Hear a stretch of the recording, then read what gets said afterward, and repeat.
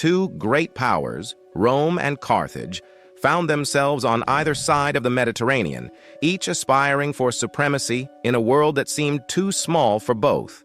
Rome, already a dominant force on the Italian peninsula, sought to extend its influence across the sea. Meanwhile, Carthage, an established maritime power, eyed the same lucrative trade routes and territories. Between them lay Sicily, a contested jewel that neither could resist, serving as the kindling for a conflict that would span over a century. Bound by the same sea that divided them, Rome and Carthage launched into a sequence of military conflicts universally known as the Punic Wars. These battles tested more than just martial skill and tactical acumen. They pitted contrasting cultural and political ideologies against each other. At stake was mastery over the Mediterranean, a linchpin for commerce, cultural exchange, and naval strength in antiquity. The outcomes did more than alter geographical dominions. They set new standards for geopolitical conduct, the influence of which lingers in our world today. In the backdrop of an evolving Mediterranean world, two significant powers were on the ascent: Carthage and Rome. Carthage, founded by Phoenician settlers on the coast of modern-day Tunisia, evolved into an unparalleled maritime empire. The city established its prosperity on trade, bolstered by an impressive navy that secured vital routes and protected its far-flung colonies. Notable ports like Utica and Caralis, modern-day Cagliari, fell within its sphere of influence, and its complex web of commercial links extended as far as the Atlantic coasts of Iberia. Rome, on the other hand, was gradually asserting its dominion over the Italian peninsula. Initially a small city-state bordered by rivals, its influence expanded through alliances and military conquests. Unlike Carthage, Rome's might lay in its land forces. The Roman legions, organized, disciplined, and highly adaptive, became the backbone of an expansion that saw the subjugation of neighboring tribes and city-states. The territories of the Latins, Samnites, and Etruscans were integrated into what was fast becoming the Roman Republic. The island of Sicily, situated almost midway between Carthage and the Italian peninsula, became a focal point of rising tensions. Sicily was not just geographically significant. Its fertile lands and strategic ports made it a coveted asset. For Carthage, control of Sicily was an extension of its maritime empire. For Rome, it was a stepping stone for broader Mediterranean influence. The rivalry was not devoid of its leading figures. Hamilcar Barca, a Carthaginian general and statesman, led Carthage's military efforts during the later stages of the First Punic War and spearheaded the expansion into Iberia. On the Roman side, Cato the Elder became a staunch advocate for the complete destruction of Carthage. Both figures epitomized the political and military ethos of their respective states and contributed significantly to the escalations that led to war. Thus, by the onset of the Punic Wars, the table was set for a colossal confrontation. Both empires had their eyes set on the same prize, and neither was willing to back down. Their contrasting strengths and ambitions, along with the significance of Sicily and the roles of key individuals, created the perfect storm for what would become a defining series of conflicts in ancient history. The First Punic War was the opening chapter in a protracted struggle between Carthage and Rome, emerging powers with eyes fixed on Sicilian territory.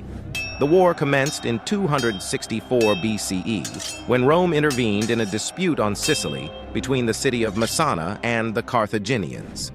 This intrusion on the island marked the beginning of the long-standing conflict. The theater of the First Punic War was unlike any Rome had engaged in before. Carthage's navy dominated the Mediterranean, and Rome, predominantly a land power, had to adapt quickly. Thus, they constructed a fleet, and in a stroke of innovation, introduced the corvus, a boarding bridge that allowed Roman soldiers to engage in hand-to-hand combat, a mode of battle where they excelled. This device proved pivotal in the Battle of Mylae in 260 BCE, where Rome achieved a significant victory. The war was not solely fought at sea. On Sicily, a grueling campaign unfolded with both sides vying for control of key cities. The struggle on the island was characterized by sieges and counter-sieges, attritional warfare that took a heavy toll on both combatants. The Romans methodically captured strategic points, including the city of Agrigentum, furthering their hold on the island. The prolonged defense of Lilybaeum from 250 to 241 BCE underscored the fortitude of the Carthaginian garrison. Despite repeated Roman attempts, the city withstood the onslaught. The Roman siege of Drepana in 249 BCE ended disastrously, where they lost nearly their entire fleet to a daring Carthaginian attack. As the war dragged on, both sides suffered immense losses. The turning point came with the Battle of the Aegates Islands in 241 BCE. The Roman fleet, now more experienced and tactically astute, defeated the Carthaginians, cutting off their supply lines to Sicily. The subsequent Treaty of Lutatius in 241 BCE concluded the First Punic War. Carthage evacuated Sicily, ceded the nearby islands of Corsica and Sardinia, and agreed to pay a substantial indemnity to Rome. Sicily became Rome's first province, marking the start of its imperial expansion. The end of the First Punic War, however, was far from the end of the rivalry between Rome and Carthage. It was merely the calm before the next storm, a storm that would manifest as Hannibal Barca's audacious campaign against Rome.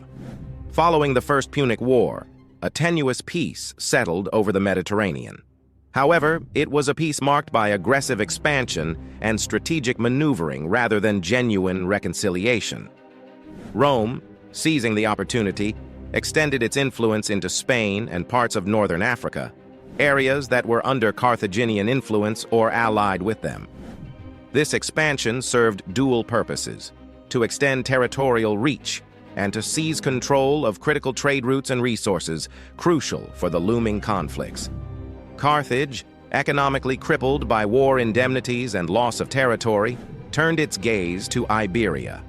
Under the leadership of Hamilcar Barca and subsequently his son-in-law Hasdrubal, Carthage's presence in Iberia was solidified. Rich in resources, Iberia provided Carthage with the wealth and recruits needed to rebuild its military might. Hamilcar established the city of New Carthage, Cartagena, making it the center of Carthaginian power in Iberia. After Hasdrubal's assassination, Hamilcar's son, Hannibal, ascended to leadership and continued the expansionist policy. Rome, wary of Carthaginian resurgence, forged an alliance with the city of Saguntum, strategically located on the Iberian east coast. This alliance was a clear provocation, as Saguntum was south of the Ebro River, an area that Carthaginians considered under their influence due to earlier treaties with Rome. When Hannibal laid siege to Saguntum in 219 BCE, Rome saw it as a casus belli, a legitimate cause for war. The city's fall after 8 months of resistance set the stage for the Second Punic War. The interwar period was characterized by this growing tension and the buildup of animosities. Diplomatic wrangling and territorial disputes continued to fray the fragile peace. As both Rome and Carthage fortified their positions in Iberia, the Mediterranean world braced for another round of conflict. It was clear that the relative calm was but a prelude to a storm of war, one that would be ignited by the siege of a single city and the ambitions of a legendary general. The Second Punic War, waged from 218 to 201 BCE, was marked by bold strategies and dramatic encounters. The conflict ignited when Hannibal Barca, the Carthaginian commander renowned for his bold strategies, who masterminded a daring passage over the Alps. With war elephants and a multinational army, he descended into Italy, seeking to bring the war to Rome's doorstep. His Alpine crossing, while costly in terms of men and animals lost, stunned the Roman Republic and set the tone for the fierce warfare to come. Hannibal's campaign in Italy began with a series of victories, including the symbolic Battle of Lake Trasimene in 217 BCE, where a Roman army was ambushed and decimated. However, it was at Cannae in 216 BCE where Hannibal's tactical genius shone brightest. By encircling and annihilating a much larger Roman force, Hannibal delivered a blow so severe that it has been studied by military strategists for centuries thereafter. Hannibal's inability to secure a decisive end to the war through the capture of Rome itself, due largely to logistical constraints and Rome's strategic defensive posturing, became his campaign's enduring quandary. Meanwhile, Rome, reeling from its losses, refused to capitulate. A young and innovative commander, Scipio Africanus, rose within the Roman ranks, advocating a different approach. He recognized that defeating Hannibal in Italy was an elusive goal and instead proposed to strike at Carthage itself. Scipio's campaigns in Spain and later in North Africa systematically weakened Carthage's position and drew Hannibal back from Italy. The war culminated in the Battle of Zama in 202 BCE, where Scipio faced Hannibal in a direct confrontation. Scipio's adroit use of cavalry and infantry maneuvers ultimately won the day, breaking the power of the Carthaginian army. This defeat led to the Treaty of Zama, where Carthage capitulated to a set of terms that stripped it of its military capabilities, ceded its overseas territories, and imposed a crippling war indemnity. The toll of this prolonged conflict on both societies was enormous. Rome suffered significant losses in manpower and resources but solidified its reputation and influence. Carthage, now a shadow of its former glory, faced political and economic turmoil. The war also triggered social changes, with an influx of wealth and slaves into Rome, leading to socio-economic shifts that would have lasting repercussions. The Third Punic War, the final act in the trilogy of conflicts between Rome and Carthage, unfolded from 149 to 146 BCE.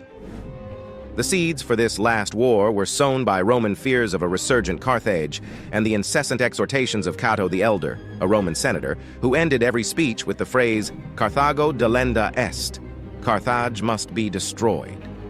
This relentless call to action resonated within the Roman Senate, fueling a desire to eliminate their old adversary once and for all. Rome laid siege to Carthage in a brutal and prolonged engagement. The city, having lost its territories and military in previous treaties, was ill-prepared for a sustained assault. However, the people of Carthage, determined and clever in the face of danger, put up a strong and inventive defense. They retrofitted buildings into armories, melted down household metal into weapons, and made every street and alley a line of defense. Yet the scales were tipped decidedly in Rome's favor by the strategic acumen of Scipio Aemilianus, the adopted grandson of Scipio Africanus. Scipio Aemilianus, an accomplished tactician, had learned from the failings and successes of past campaigns. He systematically isolated the city, cutting off supply lines, and launched a series of calculated attacks to breach Carthage's fortified walls. Carthage's resistance was fierce, but ultimately futile. After 3 years of siege, Roman forces finally penetrated the city's defenses. What followed was a wholesale slaughter that decimated the population, and Carthage was systematically razed to the ground. Scipio Aemilianus, witnessing the fall of a once great city, is said to have wept for the fate that might one day befall his own. The aftermath of the destruction was stark. Carthage's territories became the Roman province of Africa, and the once mighty city was reduced to ruins, its culture and history scattered like ash on the wind. With this act, Rome not only eradicated a rival, but also sent a chilling message to the rest of the world. The annihilation of Carthage was a clear demonstration of Roman resolve and the lengths to which it would go to maintain its supremacy. This conclusion of the Punic Wars marked a significant turning point in Roman history, as it now stood unchallenged as the master of the Mediterranean, setting the stage for an era of expansion and prosperity that would eventually culminate in the Roman Empire. If you found this journey through the Punic Wars insightful, consider subscribing to the channel for more historical explorations. Hit the like button if you enjoyed the video, and share your thoughts in the comments below. Don't forget to turn on notifications to stay updated with our latest content. Thank you for watching.